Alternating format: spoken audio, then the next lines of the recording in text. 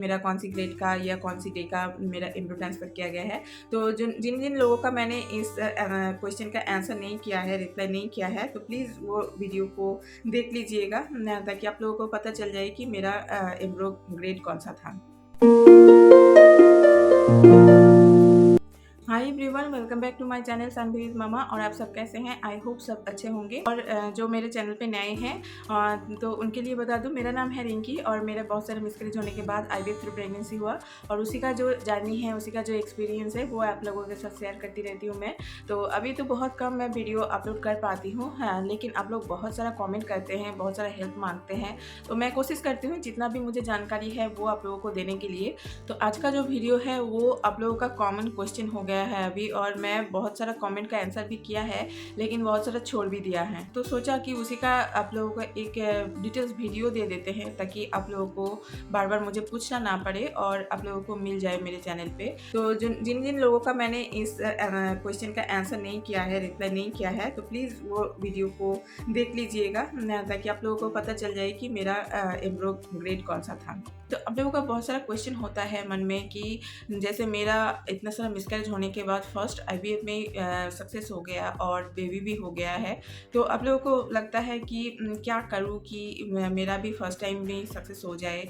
और मुझे पूछते हैं कि कितना एग्स बना था या कितना एम्ब्रो ट्रांसफ़र किया गया था, कौन सी ग्रेड का एम्ब्रो था, तो उससे आपका फर्स्ट IVF में आपका सक्सेस हो गया। तो बहुतों का लगता है कि मेरे जैसा ही आपका भी अगर ऐसे ऐसे ही करे तो आपका भी IVF फर्स्ट चांस में सक्सेस हो जाएगा। तो उसी का आज डिटेल्स में वीडियो बताने वाली हूँ। तो देखो लेके मैं बैठी हूँ, ये मेरा जो IVF का जो कॉपी है वो, तो उसमें डिटेल्स में लिखा है, मैं दिखाती हूँ बैक करके। तो इसमें डिटेल्स में लिखा है कि मेरा कितना एम्ब्रोज, नंबर ऑफ एम्ब्रोज मैं डाला था, सेल्टेज क्या था, ग्रेडिंग क्या था, ग्रेड ऑफ ट्रांसफ़र क्या था, ये सारा कुछ लिखा है। तो अभी आप लोगों को मैं दिखाऊंगी उसका। तो उससे पहले मैं एक बात बता देती हूँ आप लोगों को। देखो, मेरा हुआ है तो आपका भी होगा, ऐसा नहीं है, सबकी बॉडी सेम रिस्पॉन्स नहीं करते हैं, लेकिन ये है कि आप होप रख सकते हो कि इनका हुआ है इस ग्रेड का एम्ब्रियो ट्रांसफ़र करके, तो मेरा भी हो सकता है। लेकिन यही है, जो है ऊपर वाले का हाथ में है, देने वाला वही है, लेने वाला भी वही है, तो उनके ऊपर ही है।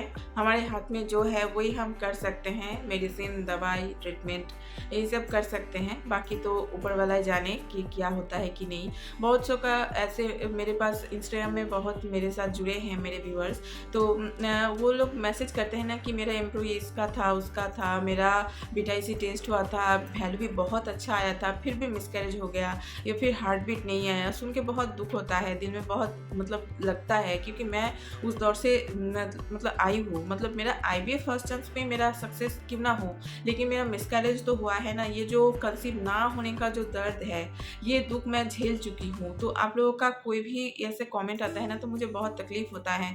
तब भी मैं सीधा मतलब प्रे करती हूँ कि भगवान इतना तकलीफ मत दो, सब एक ही बच्चा मांगते हैं, ज़्यादा नहीं मांगते हैं, तो एक बच्चा दे दो। इतना तकलीफ कर रहे हैं, और IVF का जो तकलीफ है तो सबसे खतरनाक तकलीफ है, तो इतना तकलीफ ना दो। मतलब एक का देखो IVF, एक का फर्स्ट फेल हो गया और फिर दोबारा करेंगे, तीसरी बार करेंगे, तो कितना दर्द होगा, कितना सारा इंजेक्शन लेना पड़ेगा, तो ये मुझे पता है। तो इससे बहुत दुख भी लगता है। तो मैं दिखाती हूँ आप लोगों को कि क्या क्या मेरा हुआ था। लेकिन ये सब देखने के बाद आप ज़्यादा मन में डाउट नहीं रखना कि ये ऐसा ही मेरा भी करने से मेरा भी हो जाएगा।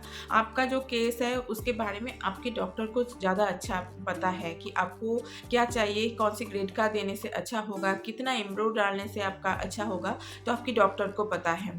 तो डॉक्टर के ऊपर ट्रस्ट रखिए और मेरी भी बात सुनिए, लेकिन डॉक्टर के ऊपर ज़्यादा ट्रस्ट रखिए, क्योंकि मैं भी कोई डॉक्टर नहीं हूँ। मेरा जो भी हुआ है, मेरा एक्सपीरियंस मैं आप लोगों के साथ शेयर करती हूँ। मैं कोई डॉक्टर नहीं हूँ कि मैं बता पाऊँगी कि कौन सा क्या क्या करना है, और ना ही मैं आपकी कोई आपकी जो केस है, जो आपकी जो प्रेगनेंसी रिलेटेड जो केस है उसके बारे में मैं कुछ जानती हूँ। तो आपकी डॉक्टर के ऊपर ट्रस्ट कीजिए, उनसे पूछिए वो क्या बोल रहे हैं वो सुनिए, और दिमाग में ज़्यादा जोर लगाने की ज़रूरत नहीं है। तो उससे आपका ज़्यादा स्ट्रेस लोगे तो उससे ज़्यादा आपका ही नुकसान है। ठीक है। तो अभी मैं दिखाती हूँ मेरा क्या क्या हुआ था। तो देखो इधर लिखा है कि 22/20 को मेरा 80 हुआ था। 2020 की फरवरी मेरा 80 हुआ था और मेरा ERT सेंटर में हुआ था पुणे में। और मेरा जो एम्ब्रो डाला गया था वो मेरा 3 एम्ब्रो डाला गया था। जो देख सकते हो नंबर ऑफ एम्ब्रोज 3।